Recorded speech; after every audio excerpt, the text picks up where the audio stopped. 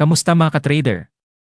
Kumusta kayo? At narito tayo para pag-usapan ang mga astig at paborito nating assets sa binary options trading. Una sa ating listahan ay ang pinakakilalang asset, pera. Oo, tamang-tama. Pera ang nagpapatakbo ng mundo. At syempre, meron din itong lugar sa binary options trading. Alam mo, parang love life. Dapat mo alagaan ang pera mo, baka mawala pa sa'yo. Pangalawa, stocks ng mga kilalang kumpanya.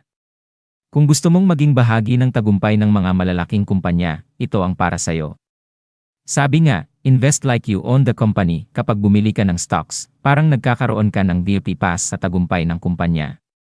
Astig, di ba ngayon, tara na sa commodities. Ginto, langis, at iba pa. Ito yung mga bagay na hindi nawawala sa pang-araw-araw natin. Patok din ito sa trading world, feeling ko, kahit si Lola may alam sa ginto. Anak, ginto lang ang kinikitaan. At yan ang ilan sa mga astig na assets na pwede mong i-explore sa binary options trading. Tandaan, kaibigan, sa trading, may risks pero may excitement din. Kung gusto mo ng malupit na trading journey, subukan mo ang mga assets na ito. Jangan lupa mag-subscribe, i-like, at i-click ang notification bell para lagi kang updated sa aming mga astig na videos. Salamat sa panonood, mga ka-trader. Hanggang sa susunod na kabanata.